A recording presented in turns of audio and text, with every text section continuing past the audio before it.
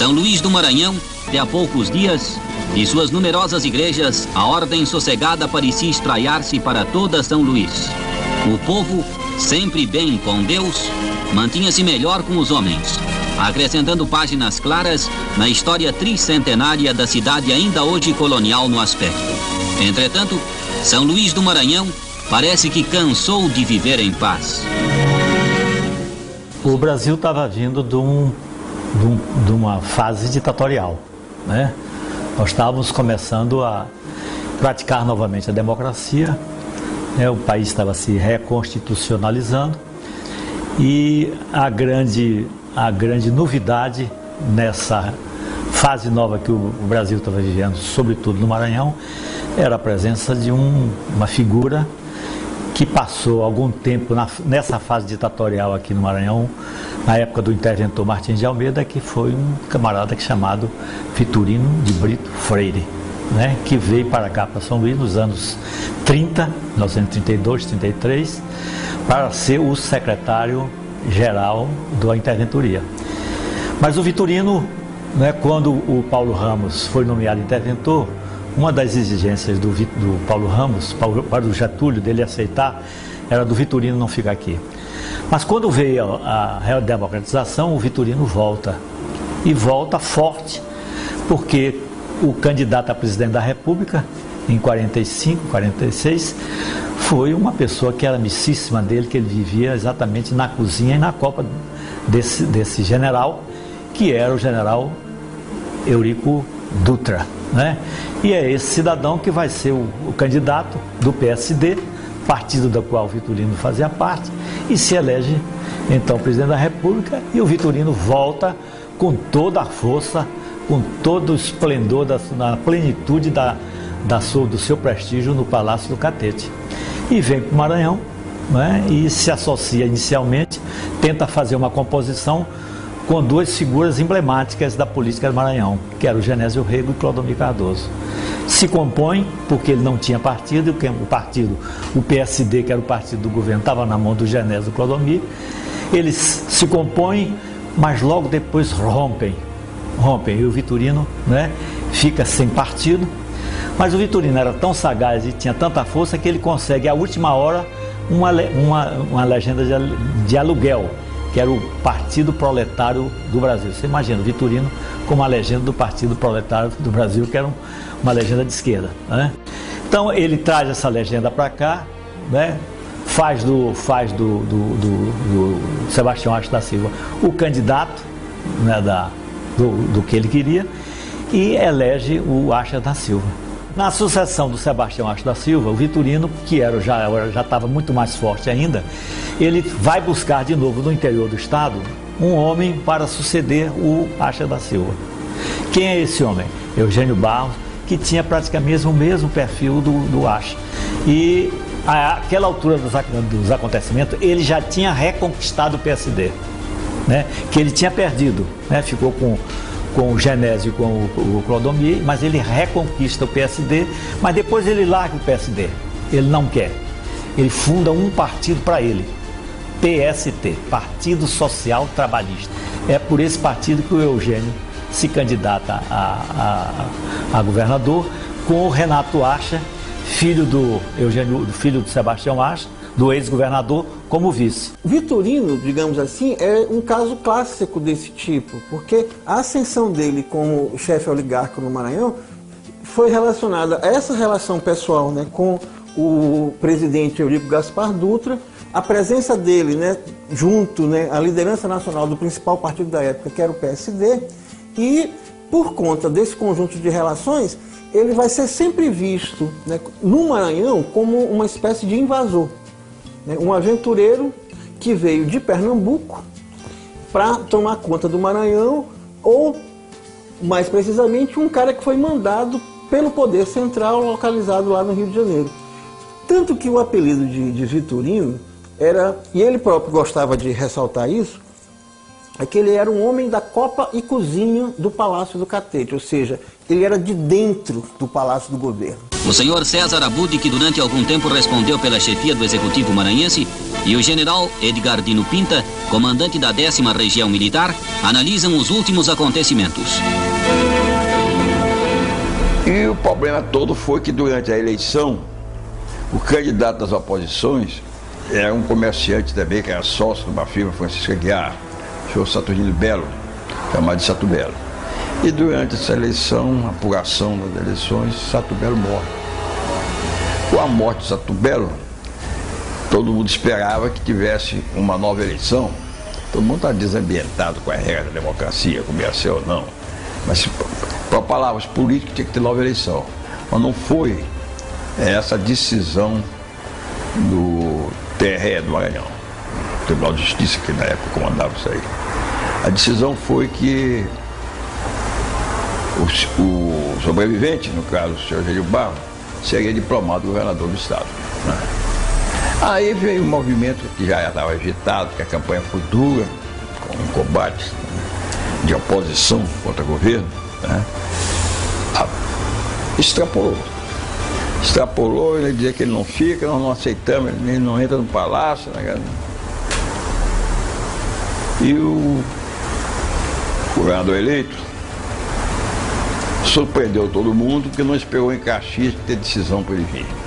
Ele disse que tinha que tomar posse até o dia tal e que ele vinha e ia tomar posse. E veio e deram posse para ele no Tribunal de Justiça. Isso o povo, sem poder ter acesso a palácio, nem o que hoje chama Avenida Pedro II.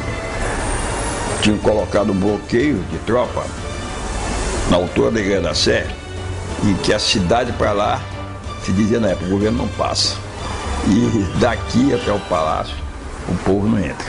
Para entender o significado da greve de 51, é preciso destacar bastante exatamente o papel, né, do candidato a governador pelas oposições coligadas, Saturnino Belo. Ou seja, ele vai, né, romper com Vitorino Freire, se candidata, né, pelo outro grupo, e no decorrer da campanha, ou seja, uma campanha extremamente tensa, com inúmeros casos de conflito, inclusive com mortos, que depois começa uma apuração extremamente demorada, extremamente longa, né? No meio dessa operação ele tem um ataque cardíaco e morre. E exatamente no momento em que a fraude estava campeando, a máquina da fraude estava funcionando.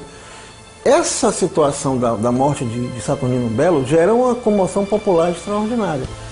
As fotos de época, elas são assim, extraordinárias, em primeiro lugar, pela quantidade de pessoas. A estimativa é mais ou menos de 20, 25 mil pessoas participando do enterro do Saturnino Belo, numa época em que a cidade, melhor dizer não, a ilha de São Luís toda tinha 120 mil habitantes, ou seja, 1/6 da população por baixo estava lá participando do enterro, né, do Saturnino Belo.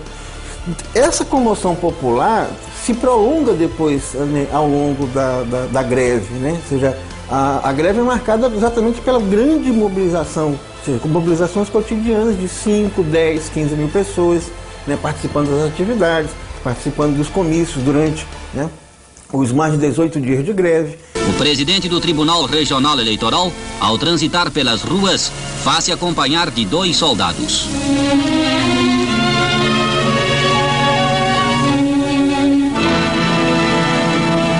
O ministro da Justiça, senhor Negrão de Lima, transporta-se ao Maranhão para estudar in loco a natureza dos fatos.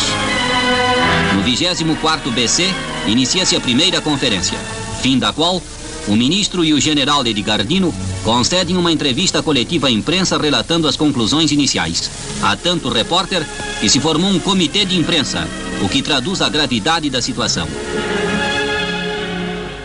A única vez que se desenhou um conflito tete a tete de polícia com populares foi quando Eugênio Barros chegou de volta a São Luís e entrou no Palácio do Governo pela Avenida Beira-Mar E ao tomar conhecimento disso, os líderes do movimento grevista insuflaram o povo para ir ocupar o palácio. Aí é que aparece a figura do bota para moer, não é? Essa figura folclórica que tem aqui em São Luís, que bota ele na frente porque diziam que ele era doido, né?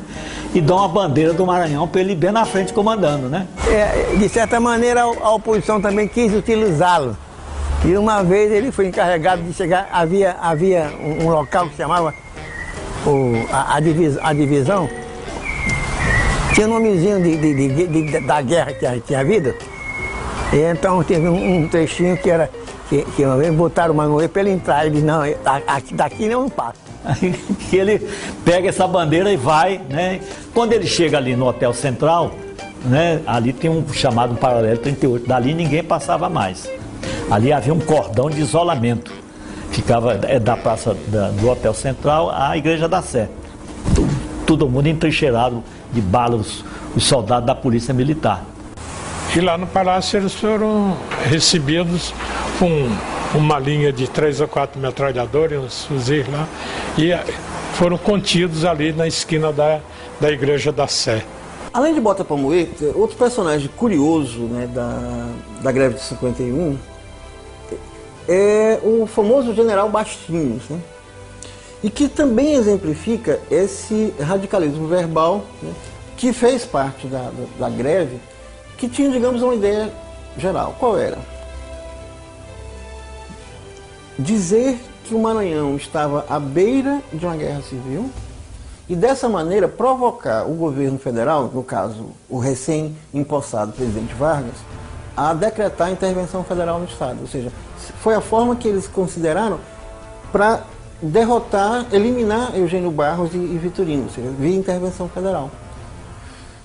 E aí, o que faz o General Bastinhos? O General Bastinhos, um belo dia, anuncia através de um telegrama que o interior do Maranhão estava em pé de guerra, que ele, à frente de 12 mil homens, no famoso Exército de Libertação do Sertão, estava saindo, né, do sertão ali da região de Barão de Grajaú, de Pastos Bons, comandando esse exército, vindo para a capital para derrubar Eugênio Barros. Na mesma hora que a notícia começa a chegar, por meio de telegrama, começa a se espalhar via os correspondentes que estavam aqui e, né, voltam a falar, nova balaiada no Maranhão, nova guerra civil no Maranhão, etc e tal. Mandaram um destacamento de 50 soldados para derrotar o General Bastinho e esses 50 deram conta. Porque, na verdade, ele só regimentou uns 4, 5 capangas e tudo mais por ali para fazer o negócio. Quem vai sacar, né, esse aspecto da greve, né, foi um editorial do jornal Estado de São Paulo, que comentando esses diferentes episódios, muito especialmente os 12 mil homens, né, na verdade eram 12 milhões, então o famoso sobrenome aqui do interior ali da região de Grajaú, né, tem várias dessa família por aqui, na verdade eram 12 ou 10 milhões que estavam lá junto com ele, que disse, olha, tem que ter cuidado com essa greve do Maranhão, porque em larga medida ela pode ser somente uma guerra de telegramas, ou seja, é uma guerra de factoides e sensacionalismo que está acontecendo e a gente está levando muito a sério o que pode ser tudo, mas não pode ser nada, né? O ministro da Justiça relata o interesse do governo federal em encontrar uma fórmula rápida para pacificar o Maranhão. Sai o senhor Negrão de Lima à rua para auscultar o pensamento do povo. O homem da rua não demora em fazer conhecer sua opinião. Os populares vão se juntando ao redor do ministro. A aglomeração cresce a ponto de transformar-se em verdadeira onda humana a acompanhar o representante da capital federal. Dessa maneira, o ministro Negrão de Lima vai se desincumbindo da primeira parte de sua missão: colocar-se ao par da verdadeira significação dos fatos em São Luís. Naquela época, a oposição tinha uma bancada muito expressiva. Era coisa de disputa muito, assim, muito igual entre o governo e a oposição. Não só aqui na Assembleia Legislativa, como na Câmara Federal. Havia muitos políticos. E então, resultado disso é que as oposições se organizaram, as coligações que se formaram para garantir uma nova situação contra a política vitorinista. O que realmente detonou os ânimos contra a situação política estabelecida foi a grande fraude política que fizeram, fraude eleitoral, aliás, que aconteceu no momento em que se elegia o industrial Saturnino Belo, que teve seus votos depurados no Tribunal Eleitoral.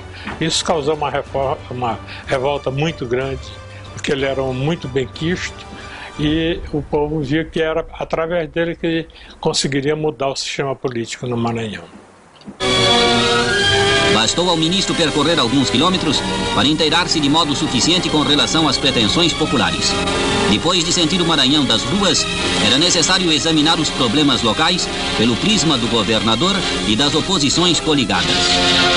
Havia já um movimento ou um sentimento de necessidade de mudança do clima político que muita gente achava que era responsável por essa situação toda.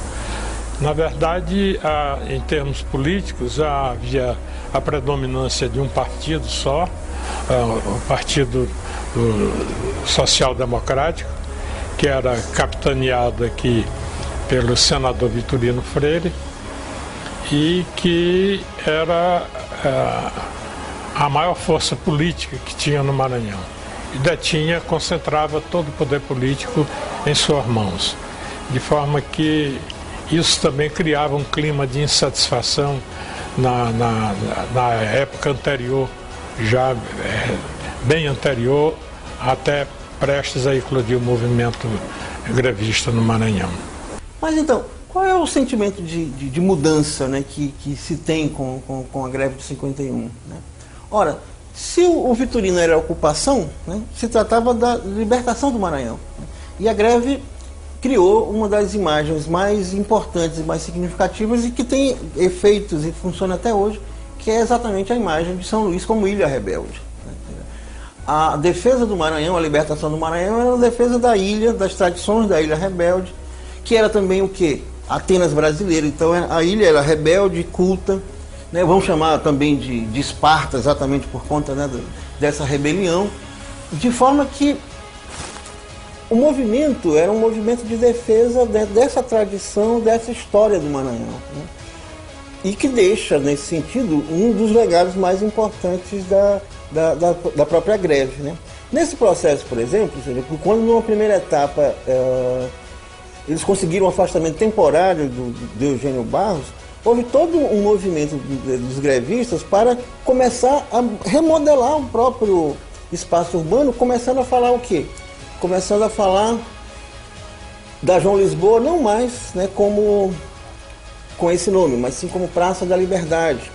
Se propõe na época, por exemplo, uma estátua da Liberdade do Maranhão. O próprio projeto da estátua da Liberdade do Maranhão, que seria localizada exatamente na atual Praça João Lisboa, ele é bem indicativo de como eles vão associar a história, a tradição com, né, essa luta de libertação. No Palácio dos Leões, o titular da pasta da Justiça mantém-se em palestra com o governador maranhense e deputados do Partido Social Trabalhista. Afirma o senhor Eugênio de Barros que, satisfeito com a visita do ministro da Justiça, envidará todos os esforços para ver novamente apaziguado o estado do Maranhão.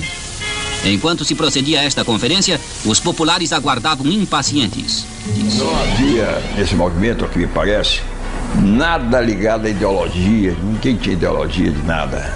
E também não havia clima reivindicatório dos sindicatos, das diversas classes, de nada.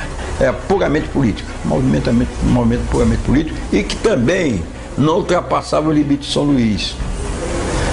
A pergunta que causa espécie é a seguinte: como um movimento assim, só limitado a São Luís, pode durar tanto tempo e ter tanta repercussão e sensibilizar tanta população a ponto de nada funcionar? Nada, não funcionava nada, nem colégio, nem repartições, nem médicos, nada que você quisesse funcionava em São Luís. Como é possível interpretar, né, o papel da multidão na história, o papel da multidão na greve de 51?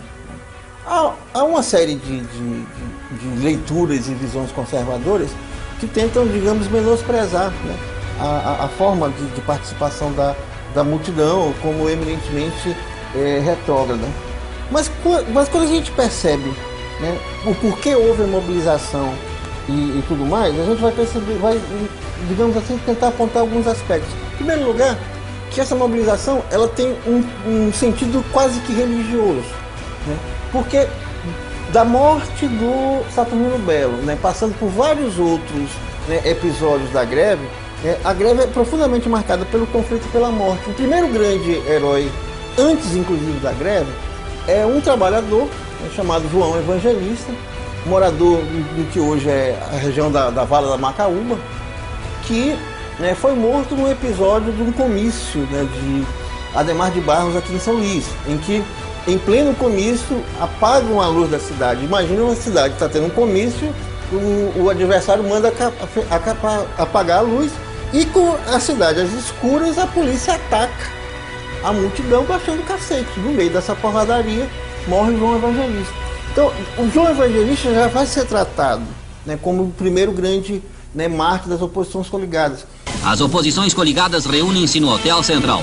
Presidentes do PR, UDN, Partido Social Progressista, PSD, PTB, PL e o vice-governador Antenor Abreu representam os partidos que formam as oposições coligadas.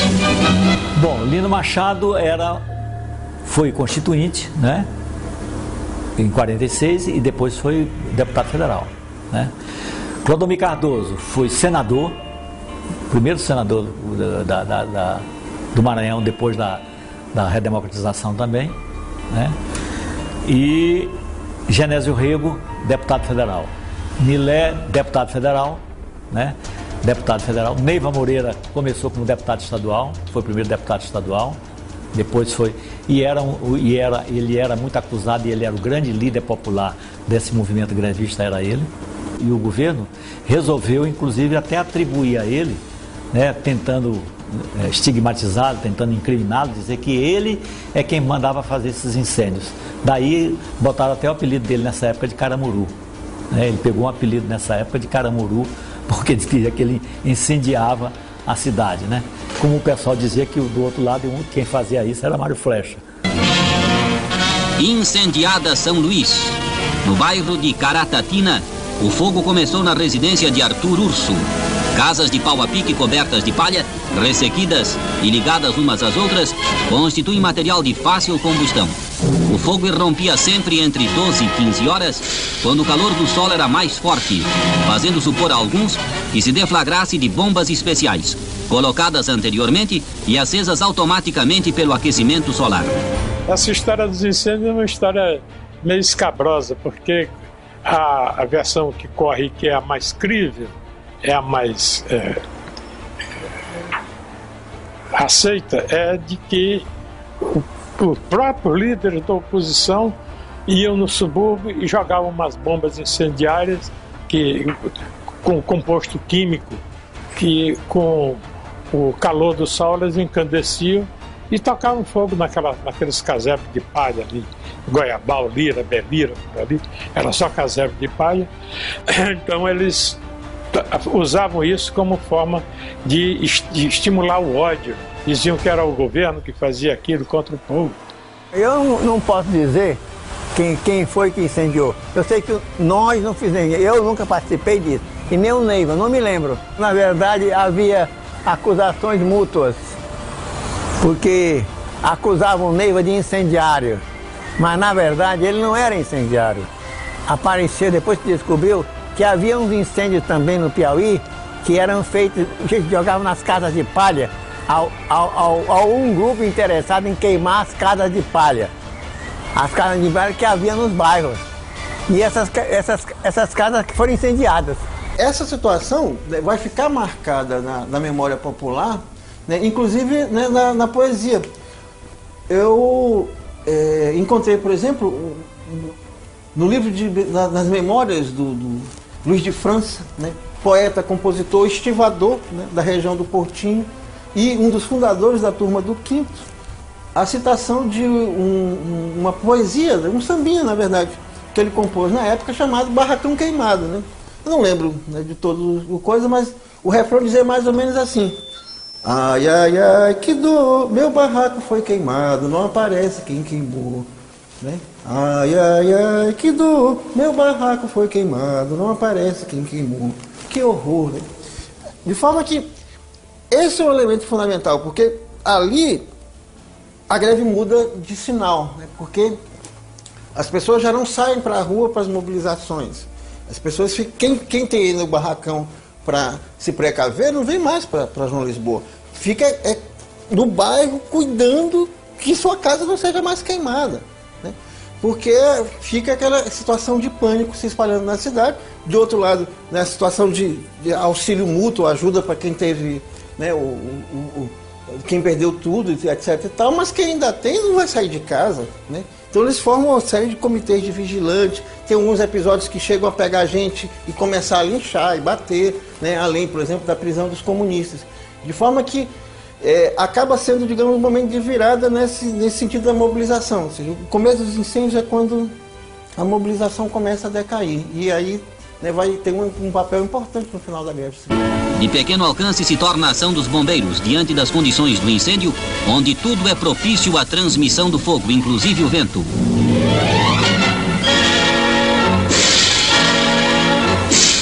Um único carro-tanque possui o corpo de bombeiros. O povo estava de tal maneira descontente com o Poder Judiciário que marcharam a voltar em direção à casa do desembargador Costa Fernandes. E chegando na hora, soltaram em casa a senhora do desembargador e um netinho. E ela enfrentou o pessoal, disse que ali não entrava, que só entrava passando por causa dela. E o pessoal não entrou, mas tocou fogo na casa. No bairro de Caratatina, 185 casas foram envolvidas. Demolindo para isolar, os bombeiros fazem veredas entre as casas, auxiliados pelo exército e pelo povo.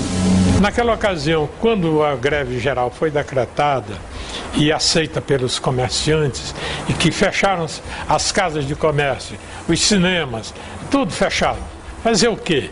O que vai fazer? Não tinha televisão, não tinha rádio, não tinha nada. Vai para a praça ouvir lorota, ouvir discurso, tal, se inflamar, ficar lá batendo papo, contando coisas, fazendo conta de quem ia perder a eleição, quem não ia. Os incêndios, mais as greves, falta de luz e água, levam ao trágico a situação no Maranhão. Pessoas cuja situação financeira era quase miserável, vêm-se na penúria extrema em consequência do incêndio. Completamente léu, a sensação de abandono é desesperadora. Eu lembro perfeitamente, eu tinha 14 anos, 15 por aí, daí ia fazer 15 anos, e lembro quando incendiaram o jornal o Diário de São Luís. Eu estava no abrigo velho, ao lado do meu pai estava tomando café, quando ao nosso lado um homem desembrulhou de um jornal, um rifle, e começou a atirar na direção do jornal.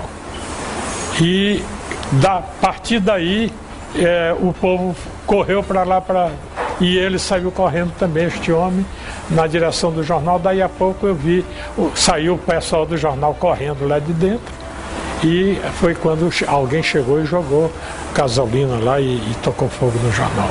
Por onde estava Newton Belo, que saiu correndo nessa ocasião, quase conseguiu escapar ileso, o pessoal correndo atrás dele. A esperança procura algo entre as ruínas. O conformismo cruza os braços diante da desgraça. Paralisados, alguns moradores veem a destruição do pouquíssimo que têm. A oposição lutando para que convenceu o presidente da República a decretar uma intervenção federal no Maranhão, a retirar o Eugênio Barros. Né? E o presidente, naturalmente prudente, que tinha sido ditador, o Brasil voltando a uma democracia, ele não queria, logo nos primeiros atos dele, decretar uma intervenção no Estado. Né? mandou para cá o ministro da Justiça, que é o senhor Negão de Lima, para auscultar e dar um relatório para ele, orientando com a medida certa a tomar. E o Negão de Lima veio para cá e mandou a mensagem que o governador Eugênio Barros teria todas as condições para assumir o governo e manter a ordem no Estado. O Exército, que durante a fase aguda da agitação tinha tomado conta da cidade e recolhido aos quartéis a polícia, certo? Foi desmobilizado e a polícia, o Eugênio veio reassumir o cargo e tomou posse. No bairro de Cujabal, situado atrás do cemitério de São Pantaleão, poucos móveis se salvaram. 400 pessoas ficaram desabrigadas. A topografia do local tornava quase impossível qualquer assistência. No bairro de Lira, mais de 100 casas desapareceram, expondo ao desabrigo crianças, mulheres e homens. Isso criou um clima terrível na cidade, né? Porque ninguém suportava mais. A população cada vez mais estava sem moradia, estava clamando, estava atrás de gente do governo, já àquela altura. Aí que Eugênio entra com a Rússia dele, com a inteligência dele, e começa, através da Rádio Timbira, a dialogar com o povo. Olha, venham aqui ao palácio, eu não quero confusão, eu quero vocês junto de mim, eu vou resolver esse problema de vocês, venham para cá, eu vou ajudar, eu vou dar o dinheiro para vocês reconstruir as casas de vocês. E a oposição não tinha esse discurso, não tinha essa mensagem, não tinha o que dar. A oposição só dizia o quê? Não, vamos ficar na praça pública, não vamos sair da praça pública, vamos fazer greve, tal. Aqui tem comida para vocês, que o povo comia na Praça João Lisboa, né? Era de manhã, de tarde e de noite, não ficava sem ninguém lá. Tinha comida para o povo, tinha tudo lá. Mulheres postas à margem da sociedade, acusadas de incendiárias, são presas para evitar maiores danos. Aí, com esse problema do incêndio, o Eugênio começa esse diálogo e que começa a ter ressonância. O povo começa a admitir de que ele realmente podia ajudar. Os primeiros vão chegando lá e os primeiros que chegavam, ele, olha, está aqui o dinheiro para você fazer sua casa, não sei o quê. E isso aí foi sendo, né, foi ganhando ressonância na cidade, com essas camadas da população que estavam sem casa, que estavam desabrigadas. Aí foi gente em massa para lá mesmo, fazer a fila, e ele ajudava. Aí o povo começou a deixar de ir na Praça João Lisboa, deixar de fazer a greve, deixar de fazer, estava querendo cuidar. A fome já estava batendo, porque não tinha comida, não tinha boi para se matar, não tinha arroz, não tinha nada, mercado não funcionava nada. Os navios que traziam, tudo era importado naquela época, os navios que chegavam aqui, que traziam esse gênero, que traziam essas coisas, os navios não podiam desembarcar as suas mercadorias aqui e nem receber daqui. Chegava aqui e voltava. Então a cidade estava num processo realmente de fome, de desabrigo, de desesperança. Todo mundo já não estava querendo que a greve acabasse. E o Eugênio, com essa mensagem que ele deu, com o discurso que ele teve de chamar, e deu certo, e terminou esvaziando completamente a greve. Formam-se os bandos precatórios. As donas de casa pedem um término para aquela fase caótica e desumana. Inicialmente pouco numerosos, os bandos precatórios recebem adesões em massa e passam depois a solicitar ajuda monetária para os flagelados. A senhora Castelo Branco lidera o movimento. Contrastando com a agitação que ferve em São Luís, o porto está parado, completamente. As notícias dizem que o conflito armado alastra-se aos municípios de Pastos Bons, Passagem Franca, Barão de Grajaú, Mirador, São João dos Patos, localidades de Goiabal e Cajapió, bairro de Codozinho. Mas no porto, apenas os fuzileiros navais passeiam vigilantes para impedir qualquer eventualidade. Em geral, quando a cidade se agita, o cais do porto se acalma. São Luís do Maranhão procura reentrar no ritmo habitual de sua vida, enquanto o coração dos brasileiros tem fé inabalável que a paz justa e democrática voltará a conviver com seus irmãos maranhenses.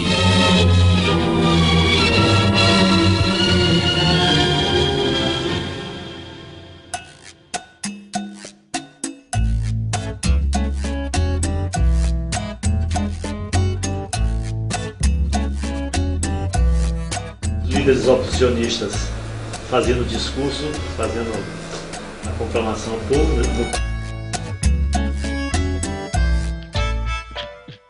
E esse aqui é um momento também de grande aflição que ocorreu na cidade, quando os incêndios pipocavam pelos bairros da cidade, incêndios esses que causavam desespero na população, que atingia exatamente a população.